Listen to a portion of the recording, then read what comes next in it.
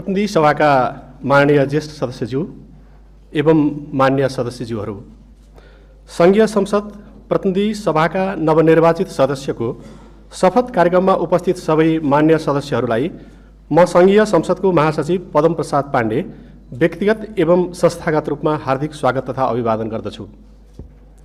प्रतिनिधि सभाका लागि सम्वत 2082 साल फागुन 21 गते सम्पन्न भएको निर्वाचनको अन्तिम परिणाम सहितको प्रतिवेदन 2082 साल चैत 5 गते निर्वाचन आयोगले सम्माननीय राष्ट्रपति समक्ष बुझाएको बेहोरा यहाँहरू समक्ष स्मरण गराउन चाहन्छु।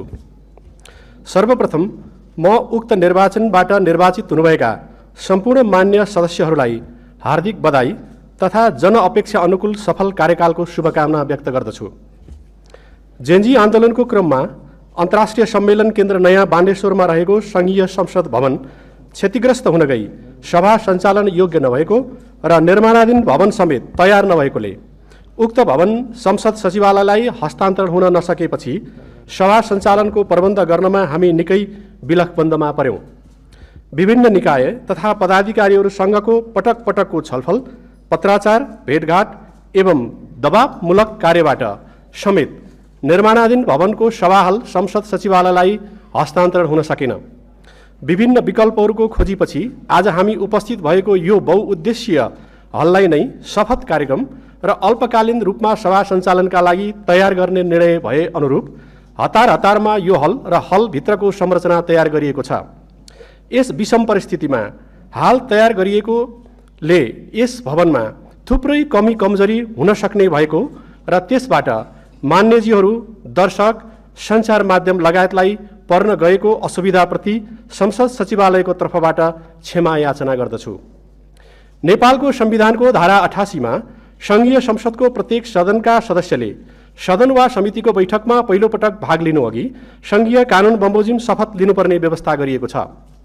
त्यसैगरी प्रतिनिधि सभा सदस्य निर्वाचन ऐन 2074 को दफा 75 को उपदफा 1 मा सदस्यले प्रतिनिधि सभा वा त्यसको कुनै समितिको बैठकमा भाग लिनु अघि प्रतिनिधि सभाको अध्यक्षता गर्ने व्यक्ति समक्ष शपथ लिनुपर्ने प्रावधान छ।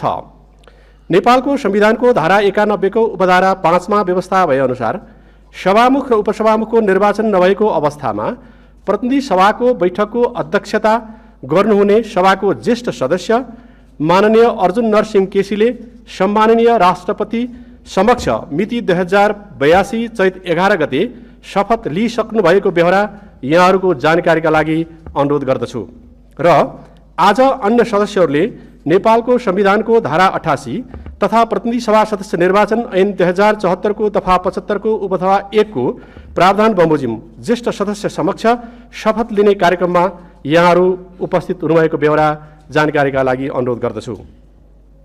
शपथका क्रममा माननीय ज्येष्ठ सदस्यले म भनेपछि मसँगै आफ्नो नामथर भन्नुहुन र अरू शब्दहरू भनेपछि मान्य सदस्यहरूले पनि सोही अनुरूप वाचन गर्नुहुन अनुरोध गर्दछु।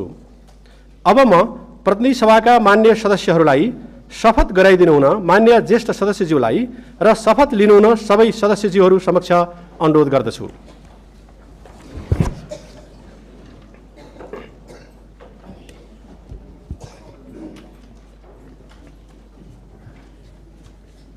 म मुलुक र जनताप्रति पूर्ण वफादार रही सत्यनिष्ठापूर्वक प्रतिज्ञा गर्छु। ईश्वरको नाममा शपथ लिन्छु कि नेपालको सार्वभौम सत्ता, राजकीय सत्ता नेपाली जनतामा रहेको नेपालको संविधानप्रति पूर्ण वफादार रहँदै प्रतिनिधि सभाको सदस्य पदको कामकाज प्रचलित कानुनको अधीनमा रही मुलुक र जनताको सोझो चिताई कसैको डर नमानी पक्षपात नगरी पूर्वाग्रह वा खराब भावना नलिई पदीय गोपनीयता कायम राखी ईमानदारीता साथ काम गर्नेछु। धन्यवाद।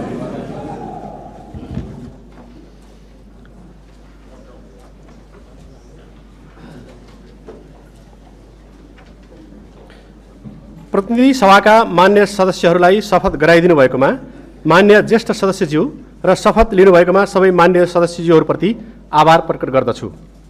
मान्य सदस्यज्यूहरूलाई शपथ पत्रमा आफ्नो नाम, थर र मिति लेखी हस्ताक्षर गरिदिनु हुन अनुरोध गर्दछु। मातृभाषामा शपथ लिनुभएका सदस्यहरूलाई मातृभाषा र नेपाली भाषाका दुवै शपथ पत्रमा आफ्नो नाम र मिति लेखी हस्ताक्षर गरिदिनु हुन अनुरोध गर्दछु। मान्य सदस्यहरूलाई आफ्नो शपथको फाइल यस कक्षको बाहिरको करिडोरमा बसेका सचिवालयका कर्मचारीहरूलाई बुझाई सङ्घीय संसदको लोगो र ब्याग त्यहीँबाट प्राप्त गर्नुहुन अनुरोध गर्दै मान्य ज्येष्ठ सदस्यज्यूको अनुमतिले यो कार्यक्रम यहीँ समाप्त भएको बेहोरा जानकारीका लागि अनुरोध गर्दछु। धन्यवाद।